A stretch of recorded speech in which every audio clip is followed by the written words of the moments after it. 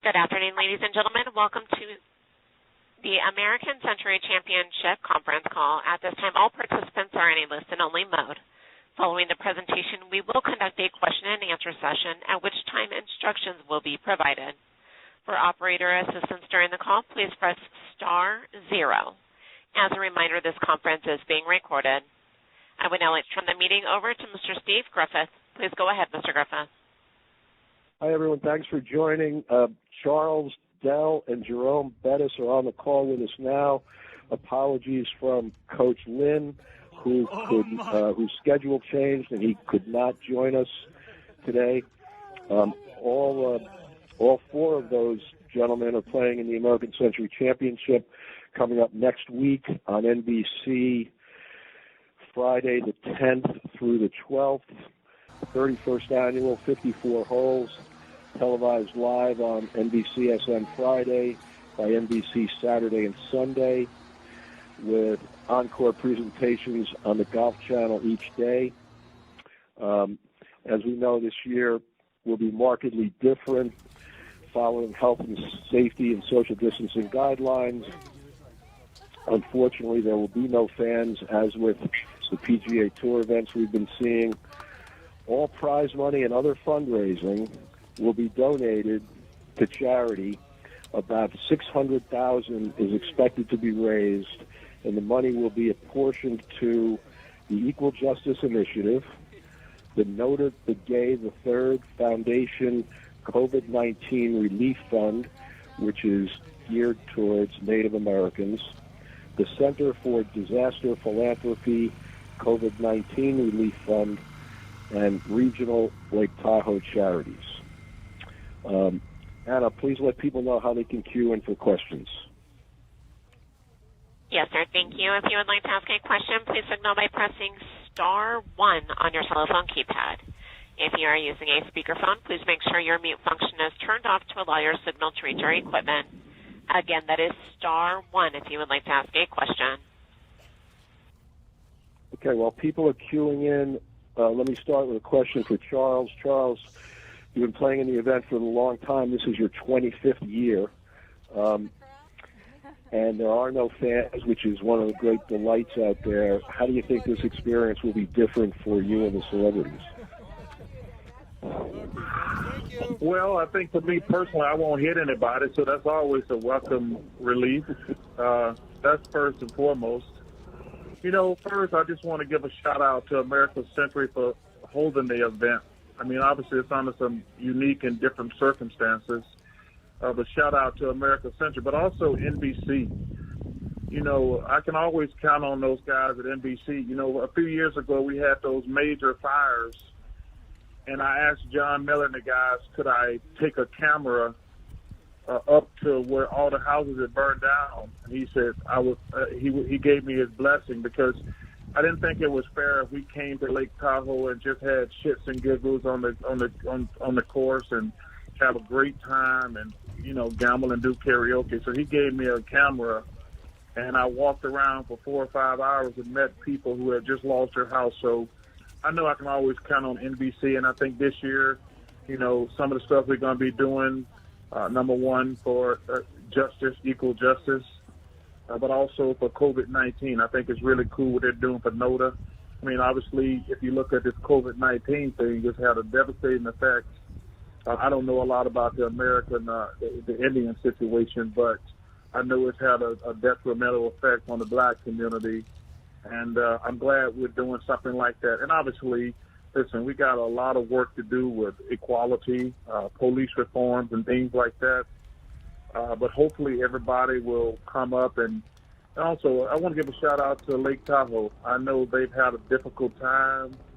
And even though fans can't come to the golf course, I really hope they come up and put some money into the city. Because, man, this is a lot of people out there are going to lose their livelihood. And the casinos are obviously at the mercy of all that also. So I'm just glad to be going to Lake Tahoe, and thank NBC and American Century. Great, thank you, Charles. The Angora fire that Charles referenced earlier was 13 years ago this week.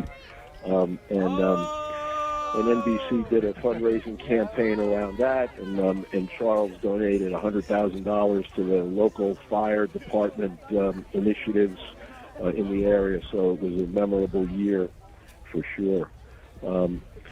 All right, just a quick question for Dell, and then we'll go to questions. Dell, you played in the tournament in 1998, and so you remember it from back in that first decade. What's your recollection from how the tournament's grown and what you expect this year? Well, I want to echo what Charles said. You know, it's a privilege to go to Tahoe every year for that week and just hang out and be with a lot of guys that you normally don't get to see on a day-to-day basis and have a lot of fun and raise some money. So it's something that I know Steph and I are really looking forward to. And Steph was as well, but they made the playoff. The NBA season is about to resume, so he's going to be busy back at work. But the thing that I remember the most is that it was stroke play back then. I'm so thankful it went to the scoring point system because I shot a lot with the stroke play. I'm sure Charles and can remember that as well. But just the overall growth of the tournament, how exciting it is every year. It'll be different this year, obviously, as Charles alluded to, with no fans. But the support and the charities and everything will still feel the benefit that the tournament brings. American Century, everybody involved in NBC, they do a fabulous job. It's a first-class event from top to bottom, from the people running it to the players, and we're just so happy to be able to be involved and a chance to go up and have some fun, but most importantly, to give back to those in need. All right, go ahead to the first question, Anna. Yes, sir. Our first question will come from Jerry McDonald with San Jose Mercury News. Hey, Dell, I was curious as a parent. Is there any part of you that's, I don't know, relieved that Steph won't be playing in Orlando? And how do you feel about Seth will be playing in Dallas? How do you feel about the whole NBA setup and starting up again in COVID-19? Well, I don't think relieved is the word. I'd love to have both of my guys there playing and be able to support them. But the time off, I think that Steph and his Warriors team are going to get is going to be greatly beneficial to them heading into next year. A lot's been written about their injuries and what they went through this year. So having that extended time will really help them. I had a chance to visit Seth last week for about 10 days, and he feels very comfortable about how the NBA is going about the business and the protocol of setting up the bubble. The players are very informed from the testing to what's going to go on to the bubble to try to keep them safe, but also keep them entertained. He's excited to get back on the floor. He was having a great year before he hurt his ankle a couple of weeks before the season was suspended. So he's healthy now. He's ready to go. And he's looking forward to them making the playoffs. They have a young team to see how far he can go. Yeah, he's going to miss his family, for the first 4 or 6 weeks. But hopefully they can get to that second round and then have some family come down and join them. So I feel comfortable that he's going to be safe. The league is doing everything they can in its hand to set up and make sure everything is taken care of and players are as safe as they can be. So. I think it's a great situation. And again, people are starving for sports on TV. So to be able to get that fan base back involved and give people something to do, something to look forward to in this tough time that we're going through right now, it's what it's all about. Thank you. Okay, go ahead, Anna. Yes, sir. Our next question will come from Len Robbins with the New York Extra. Dell, thanks for taking the time. I'm going to keep this a little light for you. I don't know how much film you watch, but how would you describe Charles's golf game? And if you could offer one critique, what would it be? That was for me? Yes. I'm too busy trying to describe my golf game and critique myself. I can't worry about the other players. Golf is a fun game. It's extremely difficult. And if you start thinking about other guys' swings and scores, your game is going to falter. Again, it's fun to go and catch up and and hang out with the guys and shoot the shit on the range, and you know, like Charles said, hang out, have dinner, have drinks, and that's the part we look forward to after golf. But we're on the golf course; it's competitive. I'm not worried about the other guys. I want to beat them, but to do that, I got to concentrate on my game. And this is Jerome Bettis. I had the pleasure of playing with Charles a couple of weeks ago, and his game is in really good shape. He's kind of gotten away from the hitch. He's swinging really good. He hit some bombs out there, so I expect to see him play markedly better than he has in the past because his game is looking really good. And he's always been pretty good on the green, so I expect him to go out and play well. Thank you. Go ahead, Anna, to the next question. We'll now take a question from Stan Bautista with Media West. Hey, thanks, guys. First, I just want to congratulate Dell. Dell, it looks like the pandemic saved you from having to sing karaoke in front of hundreds of people on Friday night at the player party. But I gotta wonder, man, did you have a song picked out for this year? I did not. That was all Steph. The loser is just have to sing. The winner gets to pick the song and the outfit that the loser was going to wear. And I have no idea where Steph is going there, but I'm sure he'll still make me follow through with that. I think I'm getting a pass that there'll be no fans, and we're not actually in the casino where the karaoke and everything's set up. So I got to pass that. He may just say wait until we get fans back the following year and pick it up. I'm not sure, but it's his call because I did lose last year. Well, I gotta hope he comes up with something creative for this year. And what about this year? Do you think you guys are going to be doubling nothing on the bet this time? You know, I'll fly out to the Bay next week, early next week, and then we always drive up to the tournament, and it's a great drive, guys trip. Just meet Steph and our two caddies, and we'll hash out what the bet will be then. So I've got some thoughts in mind, but again, being a loser last year, the winner kind of sets the stakes. Understood. On a more serious note, though, Steph's got game, and he's been playing a lot since he's been, not on the court. Do you think he might actually have a chance to win the tournament this year? I know that's his mindset. He's not playing a whole lot. He does, have a simulator in his house. He's able to hit some balls, but coming off a hand injury. And then, not getting to play because they shut the courses down in this area. They just opened them up recently. So he's played a little bit and he's played well. But I know he's really looking forward to this year because he's had a chance to play and practice and really concentrate and kind of unwind, as opposed to finishing the finals. And a week later, he's in Tahoe really hadn't had a chance to unwind or rest up. So, his game is sharp. Like Jerome said about Charles' game, he has a really good green around the green short game. So he's definitely thinking that maybe this is his year. Man, it'd be cool to see either one of you guys on the leaderboard. I just got one more question for Charles, if I could. Charles, I was just following up on that earlier on Jerome talking about your game. Last year you promised you were not going to finish in last place, and you fulfilled that promise. What have you been doing, in the last year that's helped you continue to improve your game? Well, let me just say that if I don't play, I played great the first day last year. Then I got tired because I'm not used to walking 4 days in a row. I'm not going to get tired this year. I'm going to play well. I'm really excited. I started working with a new coach about 2 years ago. And in the last year, things have gotten a lot better for me. Stan Utley's been great. And I'm really looking forward to playing well. I'll be devastated if I don't play well. Like I say, I had a couple good days last year, then I ran out of gas. Because, this is the only time, I can't speak for Buss and Dell, this is the only time I walk on the golf course. Oh, and after I played 36 Thursday and Friday, I played pretty well Thursday and Friday. Then Saturday and Sunday, my tank was on empty.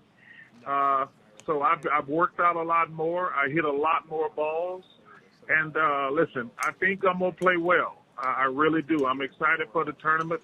Now, listen, obviously, I don't feel like I'm going to win the thing, but I'll be very surprised and disappointed if I don't play good.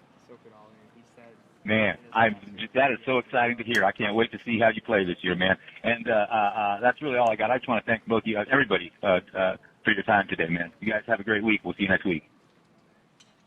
Thank you. Thank you. Go ahead, Anna. We'll now move to Vic Williams, who is a private investor. Hey, guys. Great to hear from you. I have a question anybody can answer. Given all that's happened over the past month with the social movement, Black Lives Matter, how does this 4th of July feel different to you guys? And on the larger picture of sports in general, how has the pandemic in particular changed your attitude toward what sports means in the big picture? Go ahead, Jerome. Well, what I'll say first in terms of the 4th of July, I think it still has meaning, obviously, but it's the question of can our country grow? Can we become a better country on this 4th of July? And the issues are in front of us, and I believe that we can work towards a better country, and I think that's going to happen. We're starting to see some of the residual effects of the movement, so that's good to see.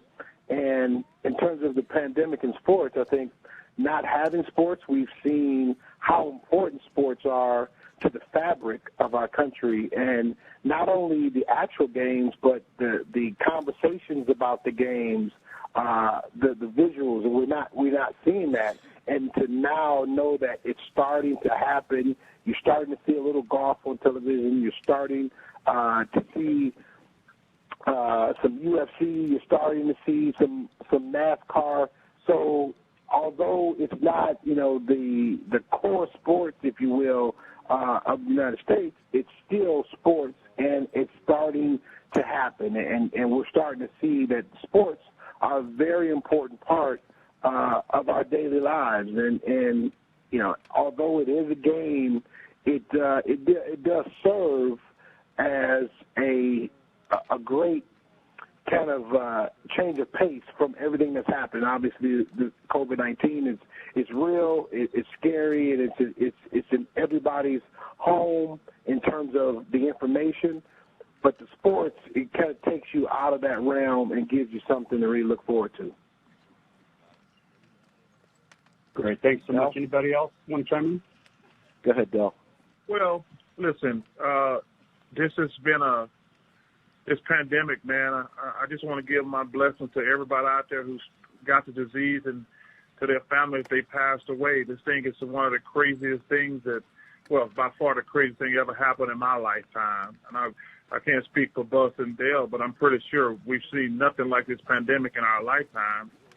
We got so many businesses that are ruined forever.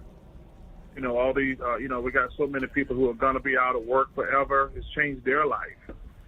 As far as the socialism stuff, listen, America is the greatest country in the world. But we have dropped the ball on equality, economically, and that's the biggest difference. We need to give black people and poor white people economic opportunity. We put them in the worst neighborhoods, we put them in the worst schools, and we said good luck. And I think this thing exploded because, number one, we need police reform. The police, I'm never going to bash the cops. I think we need the cops. I think they're important and significant. It's interesting you talk to all these fools on television talking about defunding the cops. I said, first of all, let's get one thing straight. Good neighborhoods and white neighborhoods are not going to defund the cops. They're only going to defund the cops in poor black neighborhoods and poor white neighborhoods. And who are black people supposed to call? Ghostbusters? Are you kidding me? We need cops, but we need police reform because the bad cops are giving the good cops a bad name. But anybody who thinks we can have a civilized society without cops, they're being disingenuous and they're not being honest and fair. But we do need police reform, and that's something we really need. Because, like I say, I don't want any unarmed black man killed. I don't want any unarmed white man killed. But we do need police reform, but we need to work with the cops. And like I said, I get disappointed when I hear all these fools and jackasses get on TV talking about we don't need cops. Well, we'd be in the wild, wild west if it wasn't for the cops. But like I say, I don't want anything to happen like happened to Mr. Floyd. That was awful. That was terrible. And I think when, as a black man, when you see another black man die at the hands of the cop, well, God just like putting his knee on his neck for 9 minutes and got his hands in his pocket. So clearly he don't feel threatened. If you got your hands in your pocket, you don't feel threatened at all. So that was a really awful situation. That cop has to pay the consequences for that. But this can also be a learning experience. And we need to have a learning experience. Because like I say, we need the cops. Go ahead, Joe. Well, there's not a lot you can add to what Jerome and Charles said. I mean, I agree with everything there, but I've been just driving people to hit for their voices to be heard through the voting. You have to get out and vote. The protests are great. I love that peaceful protesting. Your voice is heard, but individually, you need to get out and register and vote and make sure your voice is heard that way. That's I think how you're going to get a lot of change. So that's something I've been really pushing here locally on the local and state market here in North Carolina is to get people registered, get out and vote, and let your voice be heard and make a difference that way. Thank you so much, guys.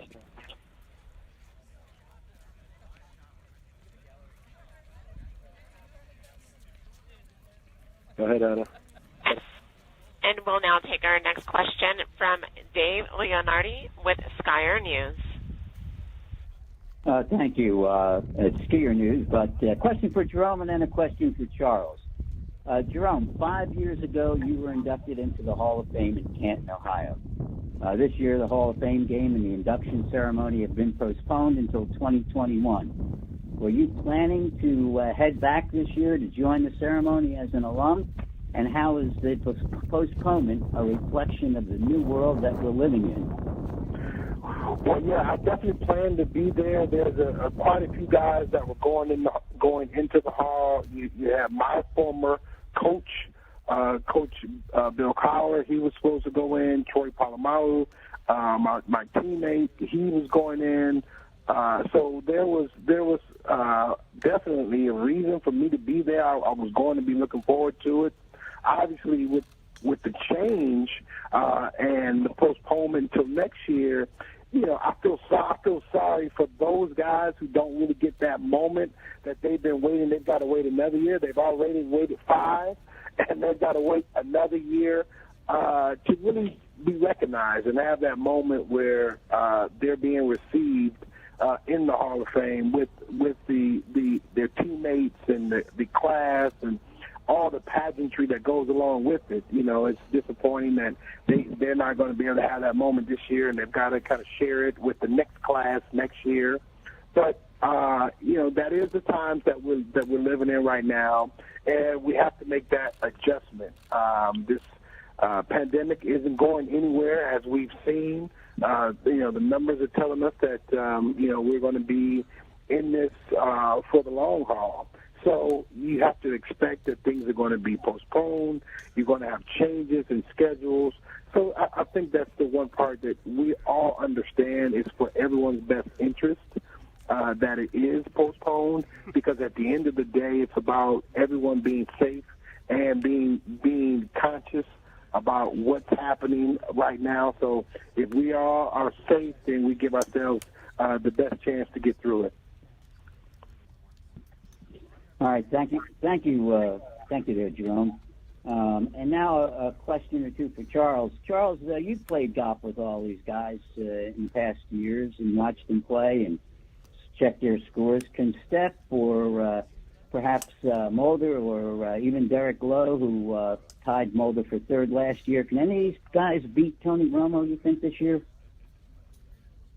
Well, I think all those guys are good golfers. I mean, if you get hot, of course you can. But listen, there are some guys who are their head and shoulders, like Tony. Listen, Steph has actually got a real job, so he always at a disadvantage. He might have a great chance this year because, you know, like Dell said, his game is probably sharp. He's probably healthy. He's probably played. I mean, this probably would be the most he's ever been prepared. I mean, think about it. He's been busy for the last 3 years winning MVP and championships. So I think if he's going to win it, this would be the year. I mean, we all been locked up for the last 4 months. So if he's going to win, I think this would be a great opportunity. But Tony's a great player. Mark Mulder's a great player. Derek Lowe's a great player. I mean, listen, let's be realistic. There's probably 10 guys, maybe 15 that can actually win this thing. I mean, the notion that everybody's going to win, that's just bogus. But there's probably 10 to 15 guys. But there's probably five guys who are probably going to go off as the betting favorites. And, listen, they deserve it. I mean, they've won the tournament. You know, I think that some of the guys have won it 2 out of the last 4 years, some of the same names. Well, like I say, listen, what's going to be very interesting about this tournament this year, everybody's probably coming in probably have played more golf than they ever played. I think that's going to be really important and significant. Like, nobody's been busy for the last 4 months. I'm not saying they played golf the entire 4 months, but they probably could have worked on their game in some capacity. So, you know, that's to me what's going to be the most interesting thing. Because nobody's been busy. Everybody's been working on their game. So I think you know, clearly it sucks without fans because they're one of the highlights of the week. But as far as golf, man, I think this got a chance of being the best one ever. And I'm not just saying that just for the hell of it. I'm saying everybody's been working on their game. So, you know, those top 10 to 15 guys, you know, because you only win this thing by, I think there's probably only 4 or 5 holes different where you make birdie. So if you get a guy who's been working on this game, get on a hot streak, I think anybody can win in those top 10. Speaking of the betting lines, Tony Romo's the favorite at 5 to 6. Mulder is 5 to 2. Derek Lowe 12 to 1. Marty Fish 12 to 1. Steph Curry 18 to 1. John Smoltz 30 to 1. Del Curry 100 to 1. Jerome 500 to 1. Charles 7,500 to 1. Well, let me tell you this. If the players were really smart, they'd all bet some money on me and let me win this thing, and we'd break every casino in the world. That would be my suggestion to all the players. Put a couple $100 on me and find a way for me to win this thing. That'll be a nice little check for them. Okay, Charles, can you hear me? Yes. Charles, can you hear me? Yeah, I can hear you. Can you not hear me? Yeah, no, Steve jumped in there, and I wasn't sure if I was disconnected or not. Last year, you birdied a hole. I guess that was that first day when you still had your stamina. DeMarcus Ware finished both beneath you. So did Dylan Dwyer. I see DeMarcus on the list. Dylan isn't there, so I don't think you're going to finish last this year, buddy. Especially if you're in better shape. Hey, let me tell you something. I guarantee you I'm not going to finish last. How many players are playing this year? 75. I'm going to finish in the top 60. Excellent. Yeah, excellent. I'm going to finish in the top 60. Well, good luck. Stay healthy. Stay well. Best of luck and health and safety to all of you guys as well as everybody participating. This will be the first year since 2003. I won't be there in Tahoe with you, Charles, but I'll be watching you on TV. Well, thanks for the support, man, and I hope everybody has a safe and healthy week. I'm looking forward to next week. Go ahead, maybe I'll see you around. We'll now take our next question from, we'll move to Josh Schrock with NBC Sports Bay Area. Yeah, this question's for Charles. Charles, Dell alluded to it a little bit with the new NBA season next season not starting until December. How do you think that'll help the Warriors, and do you think that they can get back to title contention with Steph and Klay now fully healthy? Well, I think, number one, I've always been a proponent that we don't start the season until December. I think that if you go back and look at the NBA, the year we had our best ratings was we started at Christmas. And I think it was because we're not competing with college football and pro football, which are King Kong and King Kong Jr. I think if we started in December at Christmas, like we have 5 games on Christmas Day, I think that'll be a perfect way to start the NBA season. And we could go a couple extra weeks because there's no competition in the middle of the summer. I've always believed that we should do that.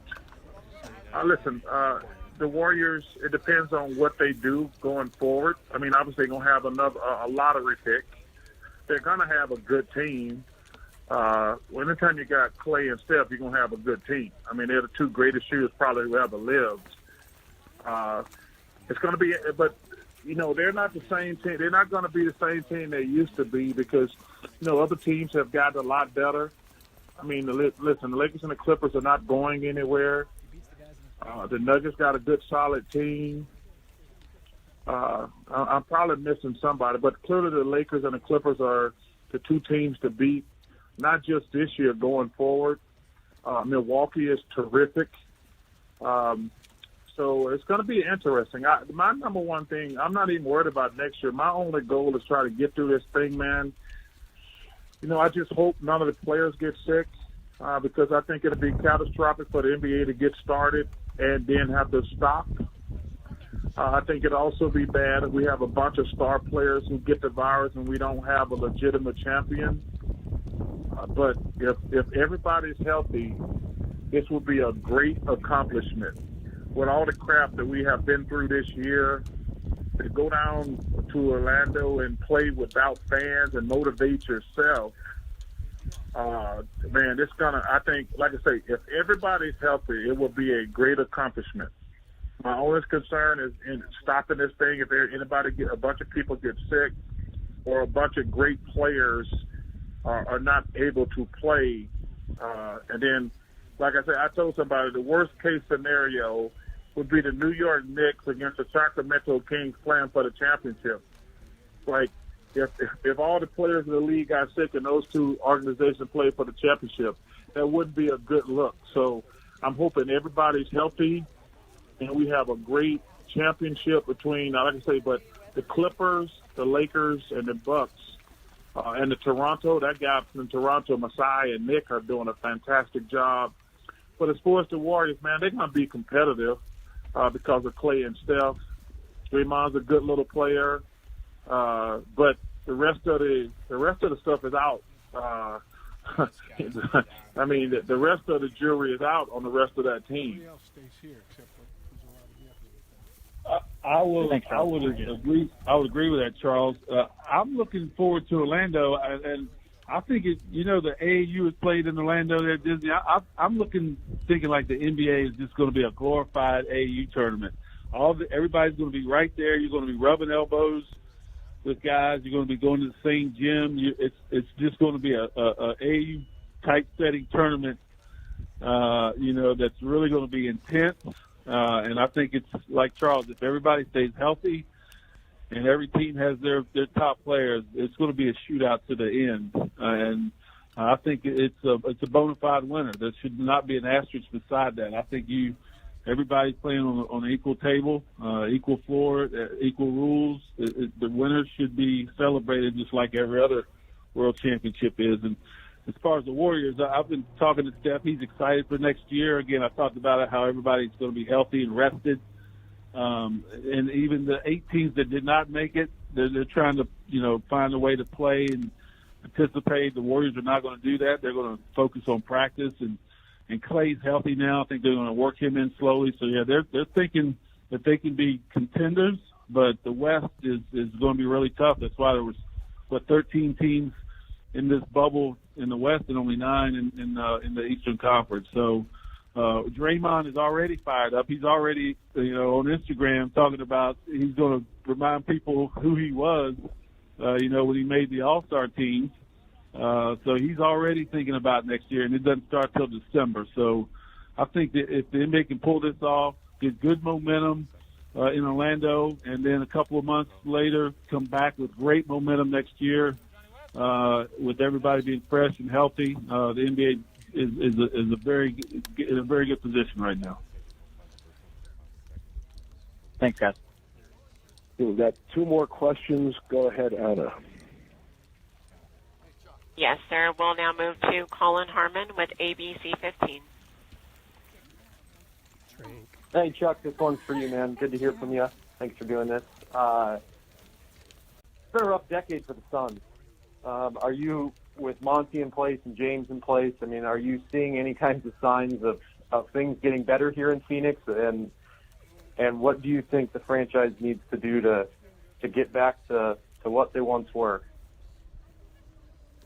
Well, obviously, I'm a Phoenix Suns fan. I root for Philadelphia and Phoenix, and obviously living in Phoenix, I want to see the Suns do well.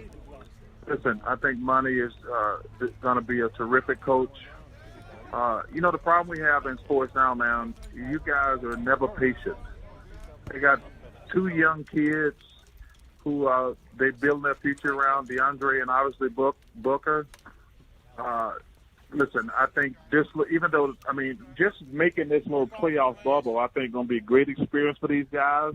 It's probably going to be the most meaningful games they've ever played. So I think that's going to be a positive going forward. Listen, even though this is not a legitimate playoff scenario, it is like the playoffs. So, I really think it's going to be good for those young guys going forward. They can learn what pressure is like. But like I say, it's kind of, man, like I say, this is like nothing I've ever seen in my life. I want to get on here and say, oh, yeah, I would bust my ass in an empty gym. But, I can't speak for Dell, and I definitely can't speak for Jerome because, I don't know how you would play football without the crowds. Because there's some real men out there who play football. And, I played football one day, and I said, hey, this shit is not for me. Because there's some real men out there. I couldn't imagine trying to play a football game without 70,000, 80,000 people pumping me up. And, I can't speak for Dale on the other side. Playing in front of an empty gym, man, that's going to be so weird and crazy. And so this whole thing is going to be fascinating to watch. And the Suns such a young team. I know they're going to have to find some mental toughness, and Monty's going to have his hands full trying to get them to hey, there's no crowd. There's no looking up in the crowd at your wife or girlfriend and people cheering on you. You just got to bring it yourself. So I think that's going to be the best thing happen to the Suns, being in a pressure situation. Like I say, man, this thing is so crazy. It's just going to be fascinating to watch. Okay, last question, Anna. Yes, sir, and that will come from Howie Nabe with KRLT 93.9. Hi, guys. Thanks for being part. This is the only time I get to chat with you. So, hey, Charles, I just want to say, because we're the only station up here in Lake Tahoe. You've been on my show before. 2 weeks ago, I had Kevin Nealon on. He's not obviously coming up for this. He said, look, I want to give Charles a shot, so I think I'm going to pass this time. But I just want to say we really miss the small things when you would fly into the South Lake Tahoe Airport at the flight deck, and you'd buy a round of drinks. And you're like a real local up here. I just want to say thanks and all the philanthropic work you've done, regarding the Angora fire and the entire folks there at the ACC. It's just going to be weird when you're up here. None of us are going to be able to recognize you because of your face mask. We're going to go, is that Charles? So I was curious to know, because we're not going to be out there, the fans and whatnot, that maybe, because I've heard that sometimes you play really well when there's not a lot of crowds there. So I'm wondering if the odds makers are going to have to really readjust their minds and give you more of a favor to win this sucker because there's going to be no people out there. Do you think that's going to affect the game for you and your chances of maybe winning this thing for once? No, I'm not going to win this thing. But I like I say, I'm definitely not going to win this thing. But let me tell you something. Listen, I put a lot of time and effort into my game the last 2 years with my new coach, Stan. I played, like I say, I played decent last year. I played great the first day, as a matter of fact. But after that, I got tired. I'm really looking forward to playing again. It won't have anything to do with the crowd. It's going to suck being without the crowd. But I'm going to play well. I'm really looking forward to it. Listen, I'm not going to win the thing, but I'm going to play well, and I'm excited to get to Lake Tahoe because it's just a wonderful place. The people are fantastic up there, and hopefully, like I say, even though we won't have crowds on the golf course, I hope the people in that area come to Lake Tahoe and support the casinos because, man, it's been a really difficult time for casinos. You know, there's a lot of people work at these places, in the bars and the restaurants and the waitresses and on the floor. So I hope people still come and support Lake Tahoe. You know, I'm glad you said because just having this event and you guys up here, I'd have to deem that as an essential business, if anything, for morale. So, you know, just coming up here is a real gift. So thanks, guys. Thank you, everyone. I can't wait to get there. Yeah, be well. Wash your hands. Jerome, Charles, Dell, thanks for the time today. Appreciate it very much. Media, if you need anything, contact me or Phil Weidinger, and we'll see everybody next week in Lake Tahoe. Thank you. Thank you. Thanks, guys. Bye-bye. And once again, that does conclude today's conference. We thank you all for your participation. You may now disconnect.